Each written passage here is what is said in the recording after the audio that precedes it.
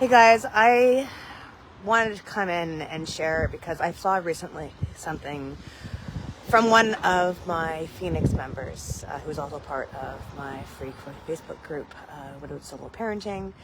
If you don't know, my name's Sarah, and I am a widow, and I am a grief educator, and I'm a widow mentor, and grief coach, and solo parent guru, and anything kind of title behind it. But basically, I've been helping widows with young kids try to find their light again and find their new life after the death of their spouse. And I've been doing it since 2014, and I'm really trying to be more open and aware of it and trying to talk more with the general public because I don't think people talk about it enough, and I want to be kind of take my own words and go forward. Anyway, the reason why I'm here is because I was reminded very much about the fact that you can't fix grief. That is something that you can always know that you're going to be going forward with it and you're going to live with it, and it becomes a part of you. One of the things I keep hearing is the fact that people say, oh, it's going to get better, or you live with it and it gets easier. And you know what? It doesn't. It becomes a part of you, and you don't.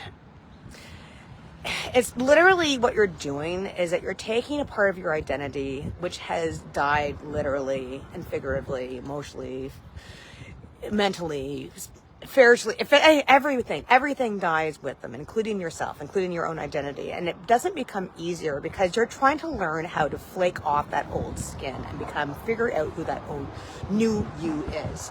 And it's desperately hard because as you're trying to move forward, you're seeing their presence everywhere, because when you lose somebody, especially your husband, who's been there all the time, everything you are seeing, everything you're touching reminds you of them because they are part of you.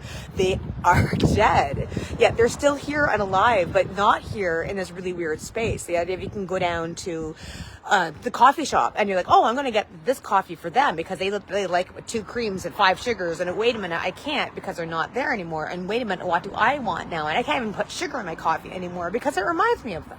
Everything you do literally is touched by them. So the idea that you can move on is ridiculous. You can't just fix grief. You can't just say, here, I'm done with this, because it's part of you, especially when somebody has become so much a part of you. You can't let that go.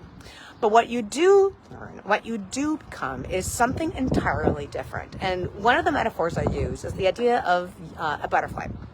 And it sounds really trite and hokey, but let me break it down this way. So literally what happens with a caterpillar is that when they go into their little chrysalis, they don't just become this beautiful butterfly. They don't just sprout wings. They literally cellularly break down into this goo. They become goo inside their chrysalis. Their molecular structures completely change, and they reform cell by cell into this wonderful, beautiful sense.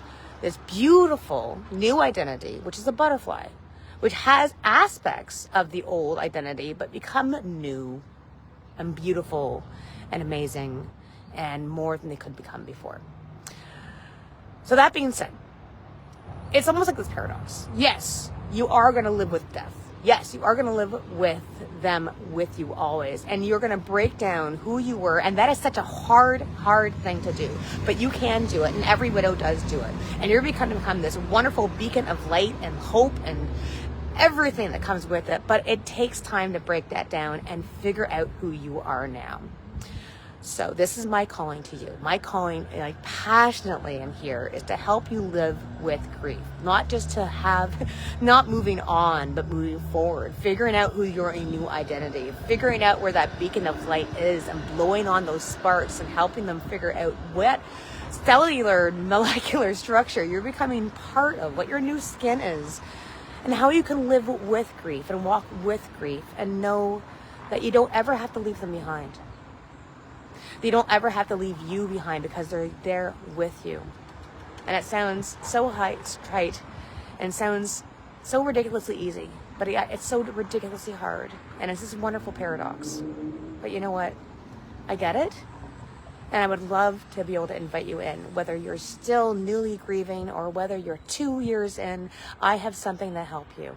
Okay? Either it's with you to help you get through your fog, or whether you're coming through it and you're looking for the next steps. I got you. All right, guys.